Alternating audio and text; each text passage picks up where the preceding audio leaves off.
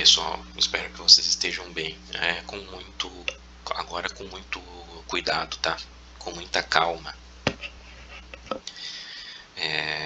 Eu eu gostaria de trazer a ideia de que eu não entendo como boa prática quando alguns de nós, que eu vou chamar de irmãos, não no sentido religioso, mas irmãos porque nós somos filhos do mesmo pai a partir de agora, tá?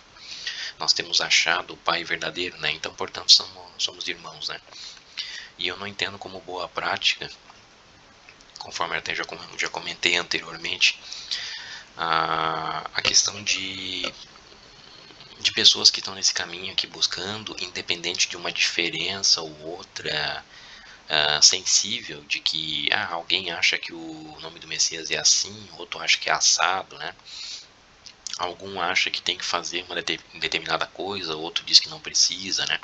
Alguns acham que não vai haver, por exemplo, né, o tal do arrebatamento, outros acham que vão haver dois, outros acham que vai haver um, esse um vai ser antes da tribulação, outros acham que vai haver no meio da tribulação, e aí por conta dessas coisas, né, nós que somos irmãos, nós acabamos espetando um ao outro a lança, né, ou sacando a espada para ferir um ao outro, mas isso não está de acordo, não faz sentido com as coisas do Salvador, né? Eu não entendo isso como boa prática, né? Porque o reino que se aflige a si mesmo, né? Que se expulsa a si mesmo, ele não subsiste, né? Que nem o próprio Salvador já tinha nos ensinado. E depois ali nas cartas da Nova Aliança, como nós somos comparados a um corpo, né? Não faz sentido o pé procurar lesar o braço, né? Ou a nossa própria mão procurar lesar outra parte do nosso corpo, como o pescoço, por exemplo. Isso não faz sentido, né? Isso é um comportamento de quem está endemoniado, certo? Porque a pessoa sóbria, sã, ela jamais vai atentar contra a integridade do próprio corpo, ainda mais usando uma outra parte do corpo, né? Então isso nos foi ensinado, certo? De modo que o estômago não pode fazer o serviço dos rins e o joelho não pode fazer o serviço dos pulmões, né? Cada qual tem o seu caminho e a sua parcela de utilidade dentro do corpo, e todos caminham pro bem comum, né? Para a integridade da formação do corpo do Messias, né? Então, portanto, eu aqui eu julgo que eu trago algumas coisas, mas na função de dentro das minhas funções aqui, e outros têm outros tipos de habilidades, né, que também desenvolvem bem, né, mas são outros tipos de habilidades, certo? Então eu sou como um intestino aqui que não me atrevo a fazer o trabalho do pâncreas, né, ou dos olhos, por exemplo, né? E assim como ouvidos, né, eles não precisam cobiçar ou se atrever a fazer o trabalho do fígado, por exemplo, entendeu? E aí eu entendo, mas assim, ó, os olhos, o ouvido, o fígado, o pâncreas, o baço, o intestino, os rins, eles não fazem parte do mesmo corpo? O joelho, os pulmões? Pois é, todos eles, na verdade, fazem parte do mesmo corpo e contribuem em conjunto para a integridade desse mesmo corpo, sob as ordens da cabeça, né? A cabeça, a gente sabe quem é. Isso foi nos ensinado já, certo? E eu não sei porquê, então eu não entendo como boa prática essa que a gente dispute uns contra os outros, tá? E então dentro nessa vibe, né, nesse entendimento, a gente alcança que o seguinte, que parafraseando a questão de que, por exemplo, nos trabalhos acadêmicos, né, que eu entendo até serem uma sombra que a gente tem na nossa vivência dessas coisas espirituais, nos trabalhos acadêmicos, quando a gente entra ali no Google Scholar, né, ali o Google acadêmico, né, quando a gente vai procurar artigos científicos, eu já tive essa experiência de fazer isso, né, de fazer um trabalho acadêmico. Quem já teve essa experiência sabe. A gente, ali eles dizem, eles têm um slogan como, dito, abre aspas, né, sobre os ombros de gigantes, né? Por que isso? Porque no nosso passado teve outras pessoas que dedicaram boa parte da vida a somar conhecimentos, né? E registraram esses conhecimentos. E a partir do momento que a pessoa lê esse trabalho e absorve esse conhecimento, não tem necessidade dela voltar, refazer o trabalho. Não, ela já pode partir dali, partir daquele conhecimento como premissa, e aí estudar outra coisa para acumular, somar aquele conhecimento previamente já estabelecido e adquirido. É assim que funcionam os trabalhos acadêmicos, né? É dessa maneira que a ciência, entre aspas, e o conhecimento, ele evolui, ele progride, né? Eles são cumulativos. E o que eu quero dizer com isso? Por isso a ideia do sob ombros de gigantes, né? Ou seja, quando a gente começa a estudar, a gente já pode se apoiar nos ombros deles, desses gigantes. Quem são os gigantes? Os gigantes, aqui eu estou falando de questões seculares, tá, pessoal? Da questão acadêmica, no caso do conhecimento humano, dos homens, tá? Quem são os gigantes, então, né, nesse segmento? São aqueles que no nosso passado produziram aí os artigos científicos, né, estabelecendo e estipulando os conhecimentos que hoje a gente sabe, certo? Nas mais variadas áreas, né? Então, toda e qualquer pessoa que hoje se dedica a estudar e queira também fazer um trabalho para contribuir, ele vai fazer com base, ou seja, ele vai fazer somando sob os ombros, apoiado nos ombros daqueles que já fizeram no passado, certo? Então, tendo essa ideia em mente, eu tenho irmãos, eu pelo menos julgo que eu tenho assim, né? Eu não sei se eles também me achariam como irmãos, mas eu julgo que sim, que são meus irmãos, porque somos filhos do mesmo pai agora, né? Tem pessoas aí que já publicaram, já falaram com toda a paciência, né? E eu entendo que com o RAV também, ou seja, por amor das pessoas, a ideia, tá? Eu gostaria de desenvolver mais isso também daqui para frente, se o criador permitir, mas hoje a quantidade de material disponível, se vocês procurarem, tá? Já tem bastante material aqui mesmo no YouTube sobre esse tema aqui, sobre esse assunto, tá? O assunto de que um nome blasfemo aplicado hoje a esse ídolo que tomou o lugar do verdadeiro Salvador, né? O da herança hebraica, esse ídolo moabita que hoje está aí em caráter blasfemo, né? Ele tem um nome latino, romano, que aponta para a figura desse animal aqui, o porco, que era um animal imundo pela lei, e isso aqui parece um significado espiritual mais profundo, agora e profético, do porquê que a lei proibia o consumo da carne desse animal, e hoje parece fazer muito sentido, tá? E além disso também Barnabé, a carta de Barnabé, que é um texto que está fora da coletânea romana, ele deixou ali também testemunhado, isso há mais ou menos 2000 anos atrás, de que o porco também, o comportamento físico do porco, lembrando que Barnabé, ele ainda não tinha vivência desse nome aqui, tá? Ele foi anterior ao estabelecimento desse nome aqui, por isso que ele não tinha essa dimensão que hoje a gente tem. Mas lá atrás ele observava apenas o comportamento desse bicho, e o porco físico, propriamente dito, ele não reconhece a mão do que o alimenta, né? O porco ele não reconhece a mão do próprio dono, ou seja, quando ele tiver com fome e a mão do próprio dono cair no chiqueiro, ele é capaz de se alimentar dela, né? Ou seja, ele não tem reverência e respeito pelo próprio dono dele que o alimenta, né, que o provém. Esse é o comportamento do porco, né? E Barnabé ele disse isso, tá? Que era esse o motivo do porquê o porco não era imundo perante a lei, tá? Que também é verdade, né? Não deixa de ser verdade. Isso também é verdade. Isso também contribui, certo?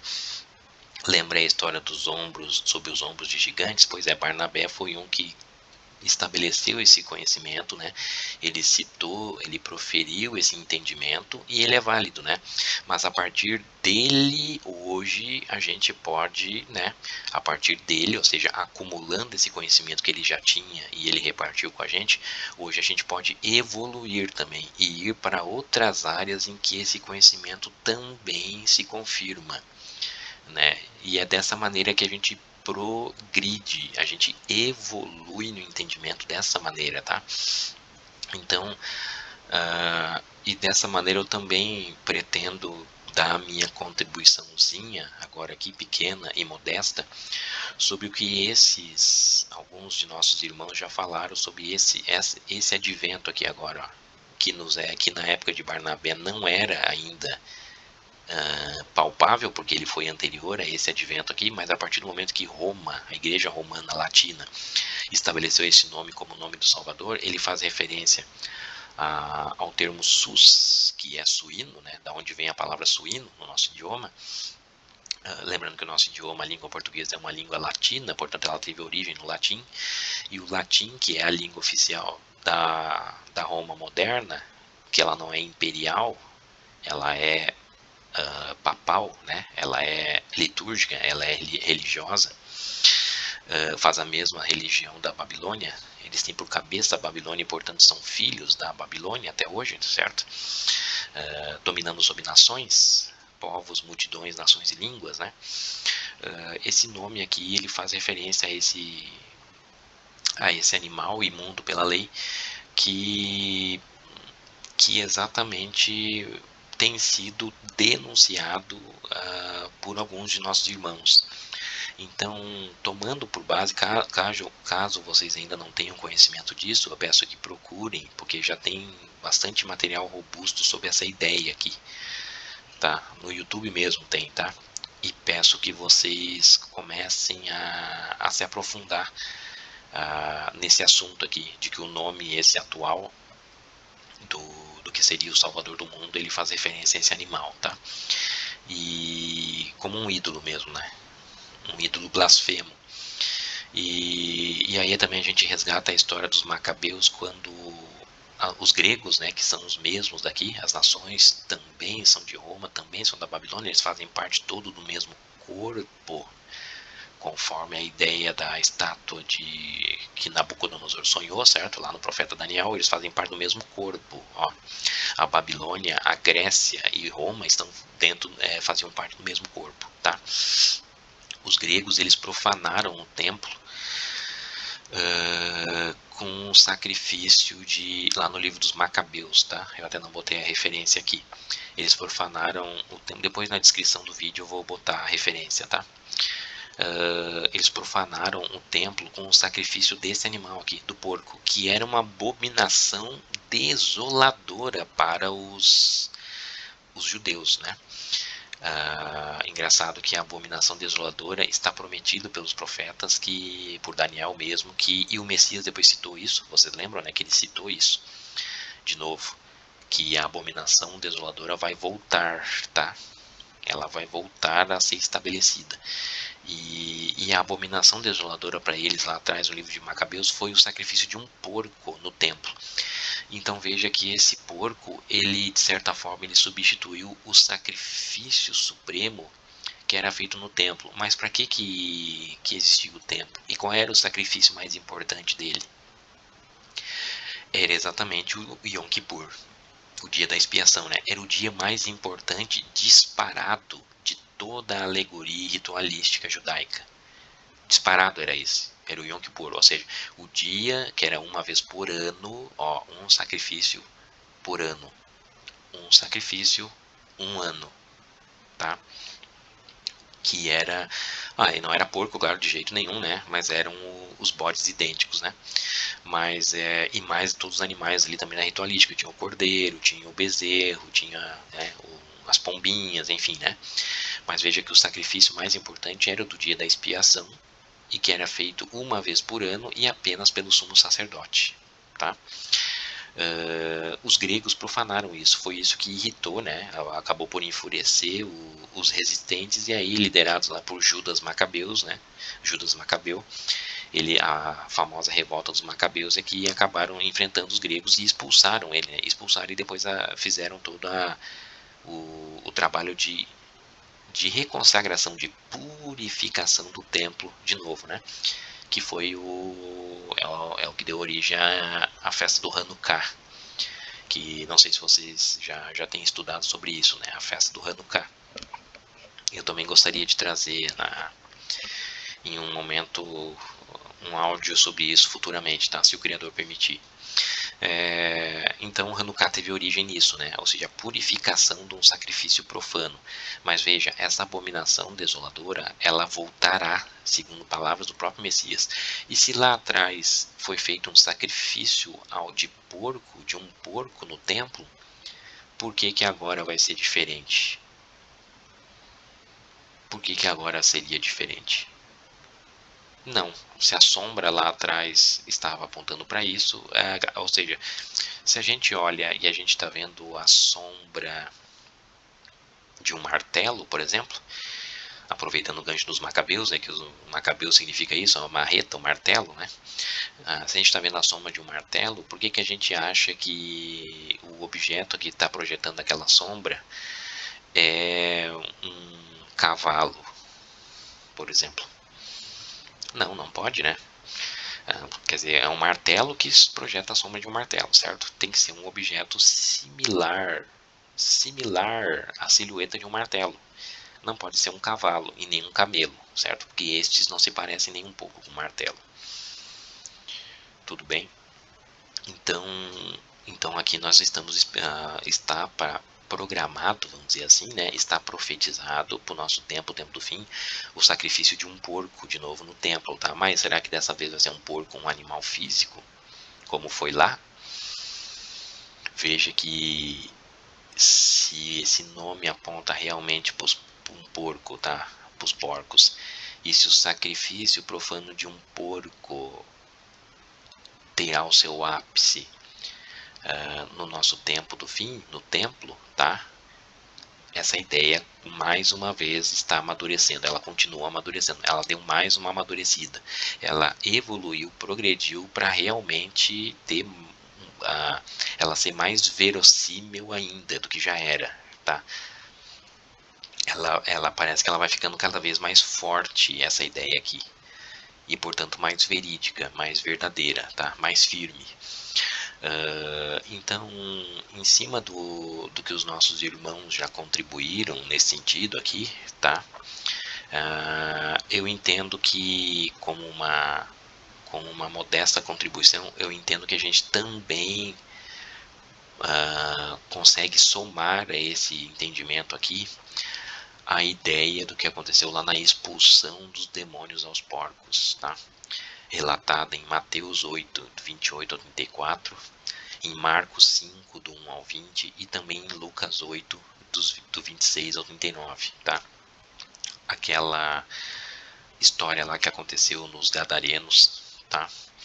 Que o Messias expulsou um endemoniado lá, que habitava nos sepulcros, tá? Ele era feroz, ninguém conseguia passar por aquele caminho.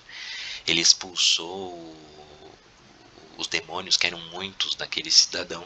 Os demônios eles até pediram, rogaram que fosse aos porcos. E quando eles entraram na manada de porcos, porque ali era território gentil, por isso que eles tinham criação de porcos, né? Eles estavam fora de território judaico. E era uma das cidades da Decápolis, né? Uma das cidades da Decápolis, né? Decápolis eram 10 cidades, né? 10 cidades, 10 mulheres, 10 tendas, certo? Estava em uma delas, tá? Esse fato aqui ocorreu em uma das 10, em uma das Decápolis, das 10 tendas, tá? Gentias, vamos dizer assim. Eu entendo que Decápolis aponta para isso, tá? Esse é o local geográfico que isso aconteceu. E aí os porcos, né, com essa manifestação, eles acabaram se precipitando no abismo das águas. Eles foram em direção ao despenhadeiro e caíram lá nas águas, porque ali ficava próximo ao mar da Galileia, certo? E pereceram, né? pereceram nas águas, eles acabaram morrendo nas águas, tá? Bom, eu entendo que a gente, somado à ideia, tá, desse nome aqui, desse ídolo com esse animal, que os nossos irmãos já têm dito, tá? A gente resgata Isaías 65 no início do capítulo, tá? Que o Criador estava se queixando por meio do profeta, porque o povo dele, a Israel física lá atrás, né, era arrogante e não buscava ele, né? E essa era a razão pela qual ele se apresentou aos gentios, né? Quer dizer, ele estendia o braço dele para o povo dele e o povo dele era resistente, era duro, né? Até com certa arrogância, tá? E aí, por aquele povo dele, o primeiro ter virado as costas para ele, ele buscou os demais, os gentios, né? O outro aprisco, vamos dizer assim. E aí Isaías está dizendo ali, o Criador falando por meio de Isaías o seguinte: a uma nação que não se chama pelo nome, eu disse, eis-me aqui. Estendi as minhas mãos o dia todo a um povo rebelde, povo que de contínuo me irrita diante da minha face, que habita entre as sepulturas e passa as noites junto aos lugares secretos. Come carne de porco e tem caldo de coisas abomináveis nos seus vasos, que dizem, fica onde estás, e não te chegues a mim, porque sou mais justo do que tu. Isaías 65, versos 1 ao 5, né? Bom, então, ou seja, a lamentação dele de que há uma nação que não se chama pelo nome dele, ou seja, quem se chamava pelo nome dele era Israel, a Israel física, certo? Mas agora ele está se apresentando a nós, gentios, que não nos chamamos pelo nome dele. Fisicamente, claro, né? Agora sim a gente se chama pelo nome dele espiritualmente, porque a gente tem o nome dele na gente, no nosso entendimento, tá? Portanto, a gente passa a ser Israel espiritual. O povo lá da primeira aliança era um povo rebelde, né? Ele estava lamentando contra o povo dele, ó. O povo dele é que era rebelde, tá? A Israel física, que irritava ele de contínuo diante da própria face dele. É o povo dele que ele estava dizendo que habitava entre as sepulturas. Olha só, habitava entre as sepulturas, né? Comia carne de porco. Era o povo dele que ele estava dizendo isso, tá? A Israel física. Tinha caldo de coisas abomináveis no seu vaso. Aqui lembra, faz um link com a questão da morte na panela, né? Do profeta Eliseu. Lembra da morte na panela? Que tinha ali um caldo de coisas mortíferas. E aí as pessoas que estavam comendo perceberam isso. E Eliseu saneou, ou seja, resolveu, curou isso aqui com farinha. O que é farinha? Farinha é cevada e trigo moído, certo? E ainda eles diziam assim, o povo dele ainda dizia o seguinte: fica onde estás pro próprio Criador, tá? E não te chegues a mim porque sou mais justo que tu. Quer dizer, eles achavam que eles tinham santidade e desprezavam a voz dos profetas ainda, né? Mas o que é a voz dos profetas? A voz dos profetas era a voz dos homens, do homem Jeremias, do homem Isaías, do homem Ezequiel. Era a voz dos homens? Não, era a voz do próprio Criador, certo? E isso eles fechavam os ouvidos, eles desprezavam, eles dispensavam porque achavam que não era necessário, certo? Eles se julgavam mais justos do que a própria mensagem. Tá? Veja então que o Criador se queixava aqui do próprio povo dele, lá original, da herança original, que eles cometiam essas coisas, né? Quando então veio isso aqui, esse cenário aqui, e o Messias fez o que ele fez, é impossível a gente não fazer os links, tá? Veja que esse endemoniado que está aqui e que foi curado pelo Messias representa exatamente a cura que ele trouxe aos da primeira aliança lá. Aqueles que ouviram a palavra dele e foram curados. Porque esse aqui, endemoniado, ele habitava entre os sepulcros, ele habitava entre as sepulturas. E ele estava junto a uma manada de porcos, porque o habitat aqui, né, que ele vivia, o lugar que ele habitava, era uma cidade gentia que consumia carne de porco. Tanto é que tinha lá uma manada junto a ele, certo? E sabe-se lá também se ele não atacava lá os porcos e não se alimentava da carne, né, deles. E aí vocês lembram que quando ele expulsou aqui, né, o demônio desse rapaz, os porqueiros, né, porque aí os porcos se precipitaram. Isso aí acabou constrangendo, né, os porqueiros, aqueles que cuidavam dos porcos, e os porqueiros chegavam no Messias e mandavam ele sair dali, chamando ele de feiticeiro. Ou seja, eles xingavam ele, dizendo para que eles se mandassem dali, exatamente como o povo de Israel fazia: não te chegues a mim, né, porque sou mais justo do que tu. Ou seja, os porqueiros expulsaram o Messias, né, não queria que o Messias continuasse ali junto a eles, né. Veja que o link é direto lá com Isaías 65, tá? Bom, e aí os porcos se precipitaram lá. Mas qual é o detalhe que linka agora com o ídolo atual e com Roma, né? Aqui a gente tem a libertação do povo de Israel, tá? Que tinha um comportamento completamente desprezível pelo Criador, e aí foi liberto pelo Messias nesse exato momento. Mas esse comportamento ele era causado por demônios, por espíritos ruins, tá? Espíritos do erro.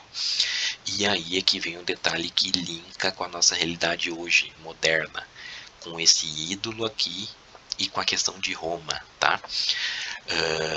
Se vocês verem a história lá, o Messias, o demônio aqui, imediatamente ao ver o Messias já começou a manifestar, né? E aí o Messias mandou que ele se calasse, mas perguntou o nome dele. E ele se apresentou como Legião.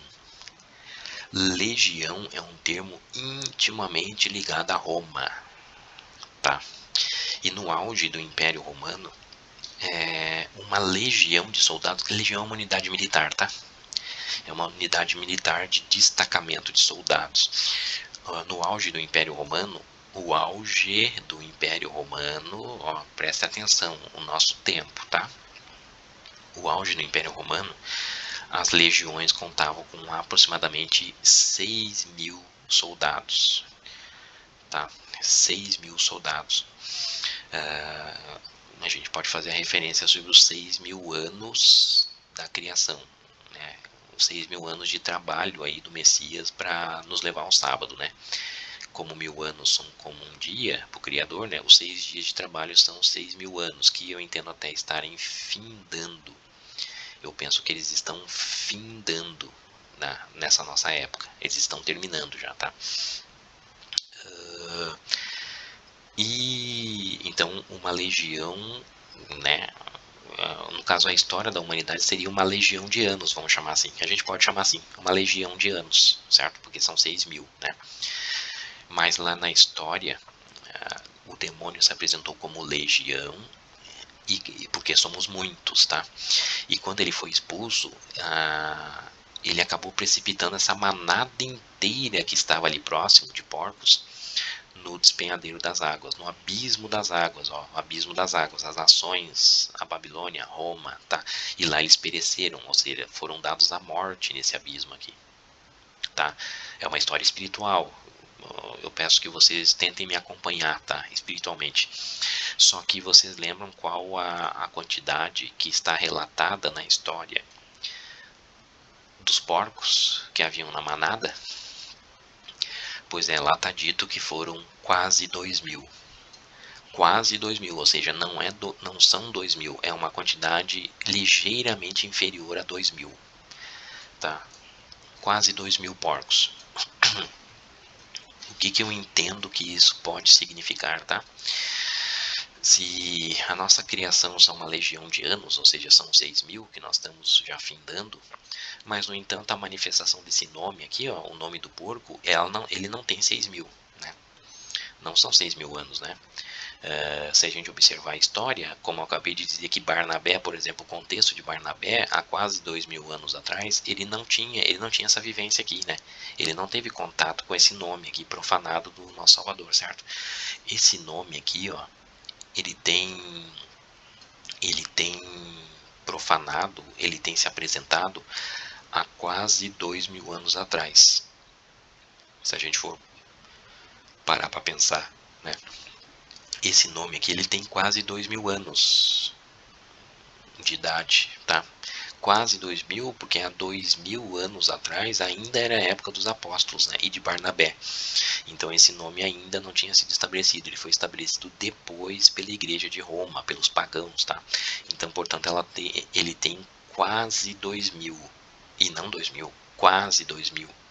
Exatamente como os quase 2000 porcos que foram precipitados no despenhadeiro das águas.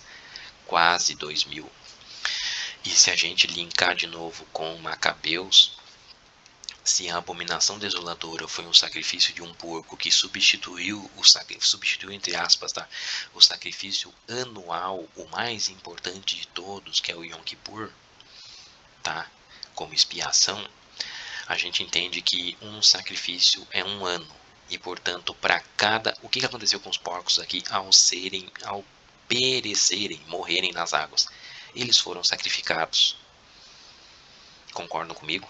Cada porco que caiu aqui foi um sacrifício feito pelos demônios, porque foram os demônios que impeliram eles a morrerem nas águas, né?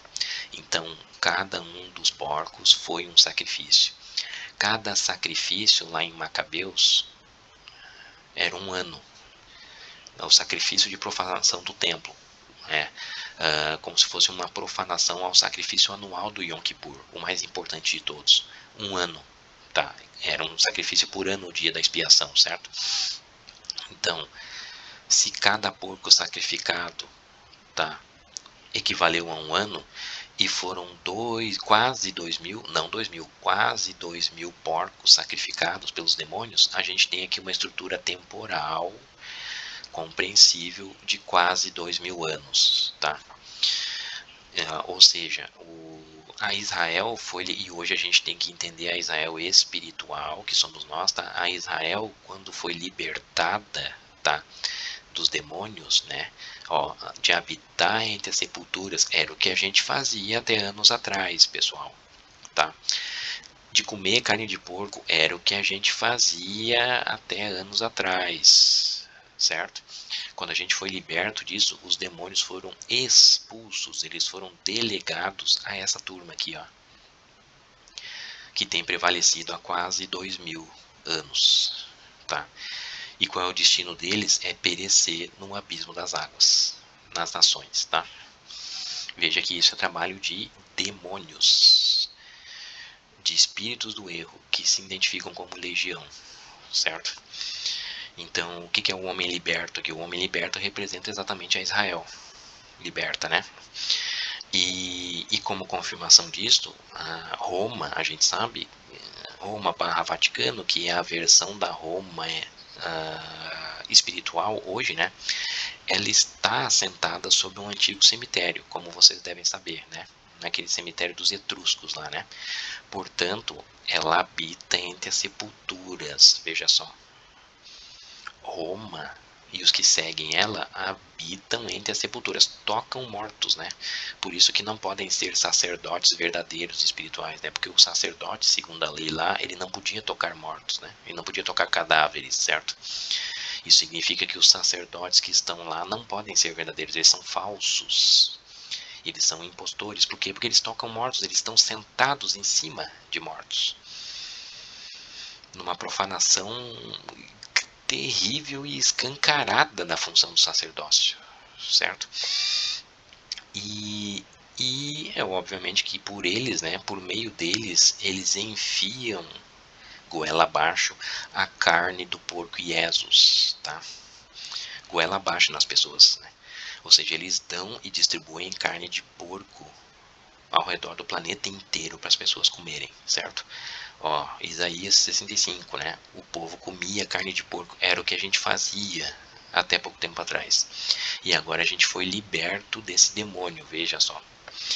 Então, se a gente fizer as costuras necessárias, todas essas peças encaixam com Isaías 65, com a ideia de que os porcos representam esse nome que tem sido dito, esse ídolo, tá, romano, que nos tem sido apresentado em caráter de blasfêmia, e também juntando com a questão da abominação desoladora de Macabeus lá atrás. Macabeus é um texto que está fora da coletânea, aliás, está fora do cercadinho protestante, né? Porque na verdade está na Bíblia Católica, né? Mas o cercado protestante removeu o livro, tá? Mas ele hoje é bastante acessível aí pela internet, tá? Basta, quem ainda não tem acesso pode conferir lá. Eu vou botar na descrição do vídeo aqui o trecho do livro de Macabeus que está lá, né, com Antíoco Epifânio, né, esse imperador grego que fez essa abominação desoladora, né, ele profanou o templo de Jerusalém com essa magnitude, sacrificando um porco, tá, e ameaçando os judeus a fazerem isso. Quem não fizesse isso seria condenado à morte, tá. Veja, então, juntando todas esses retalhos aqui, a gente tem um entendimento um pouco mais profundo do que foi que aconteceu aqui, tá? E que de fato rebate espiritualmente para os nossos dias, né? Esse cidadão aqui, ó, endemoniado, numa situação deplorável, tá? E de caráter até violento, esses aqui somos nós, pessoal, ó. Esse aqui somos nós, tá?